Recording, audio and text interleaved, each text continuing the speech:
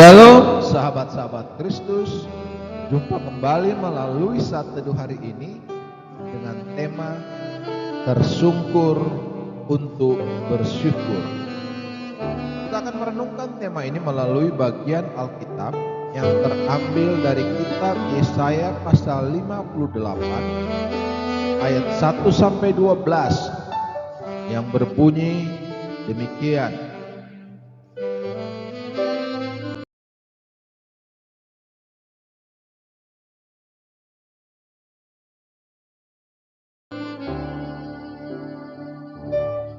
Yesaya pasal 58. Kesalehan yang palsu dan yang sejati. Serukanlah kuat-kuat, janganlah tahan-tahan. Nyaringkanlah suaramu bagaikan sangkakala. Beritahukanlah kepada umatku pelanggaran mereka, dan kepada kaum keturunan Yakub dosa mereka. Memang setiap hari mereka mencari aku, dan suka untuk mengenal segala jalanku.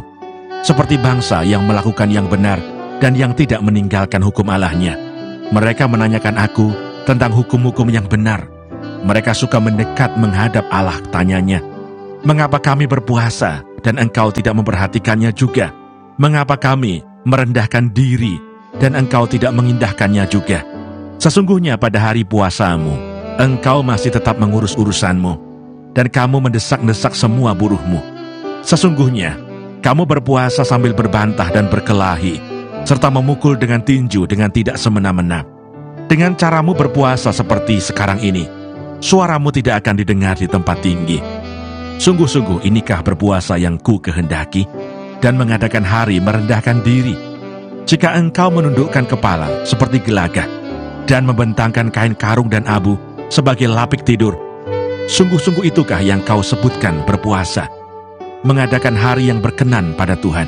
Bukan, berpuasa yang ku kehendaki ialah supaya engkau membuka belenggu-belenggu kelaliman dan melepaskan tali-tali kuk, supaya engkau memerdekakan orang yang teraniaya dan mematahkan setiap kuk, supaya engkau memecah-mecah rotimu bagi orang yang lapar dan membawa ke rumahmu orang miskin yang tak punya rumah.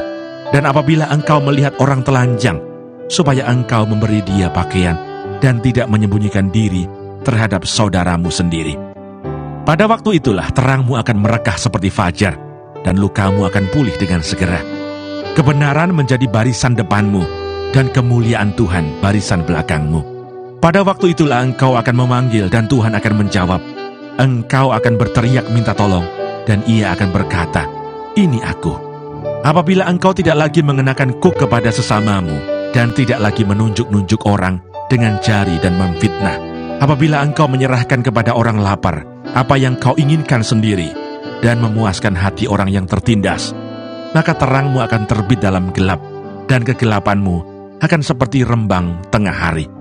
Tuhan akan menuntun engkau senantiasa, dan akan memuaskan hatimu di tanah yang kering, dan akan membaharui kekuatanmu. Engkau akan seperti taman yang diairi dengan baik, dan seperti mata air yang tidak pernah mengecewakan. Engkau akan membangun reruntuhan yang sudah berabad-abad, dan akan memperbaiki dasar yang diletakkan oleh banyak keturunan. Engkau akan disebut yang memperbaiki tembok yang tembus, yang membetulkan jalan, supaya tempat itu dapat dihuni. Injak-injak.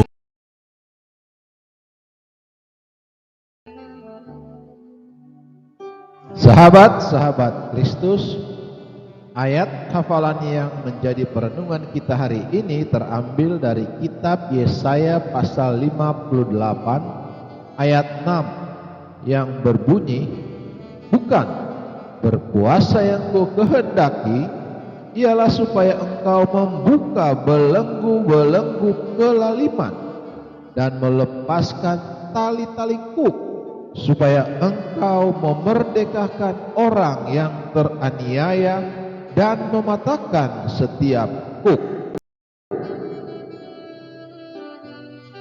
Sahabat-sahabat Kristus, apa yang Anda pikirkan saat mendengar kata puasa?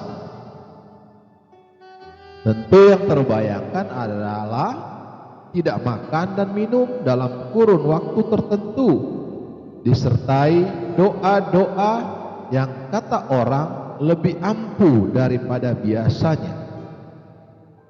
Bagaimana seharusnya kita berpuasa? Sahabat-sahabat Kristus, Alkitab mencatat apa yang Tuhan kehendaki ketika umatnya berpuasa, menegakkan kebenaran, berbelas kasih kepada sesama. Ayat 6-7 bacaan kita. Tidak melakukan yang memberatkan sesama, apalagi mencelakakan. Ayat 9. Menahan diri, tidak menikmati apa yang diinginkan diri sendiri, tetapi memberikannya untuk memenuhi kebutuhan orang yang tak berdaya. Ayat 10.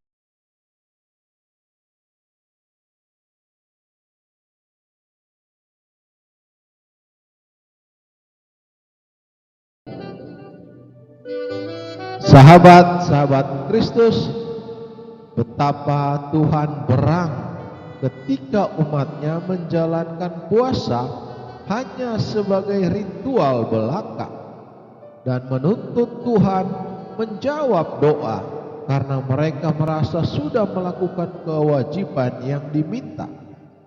Ayat 1-3. Kelihatannya saja mereka mencari dan merendahkan diri di hadapan Tuhan, tetapi sehari-harinya mereka tidak takut melakukan apa yang jahat, seolah-olah Tuhan tidak ada. Sahabat-sahabat Kristus, Tuhan berjanji menyertai, bahkan memuaskan kebutuhan kita ketika dalam puasa kita merelakan bagian kita untuk memenuhi kebutuhan orang lain. Ayat 11. Sikap itu dikatakan akan membangun reruntuhan yang sudah lama tak bisa dihuni. Belas kasihan dapat menembus hati yang keras hingga mereka juga dapat mengenal hidup yang berkenan kepada Tuhan. Sahabat-sahabat Kristus, betapa baiknya jika kita mengambil waktu untuk berdoa puasa dan menjalankannya seperti yang Tuhan kehendaki. Kita ditolong makin bertumbuh mengasihi dan makin mengandalkannya. Sesama pun dibawa makin mengenalnya melalui kasih kita kepada mereka. Ingat, puasa pertama-tama mengubah manusia, bukan mengubah Allah. Terpujilah Kristus, haleluya. Tuhan memberkati dan menyertai kita semua. Amin.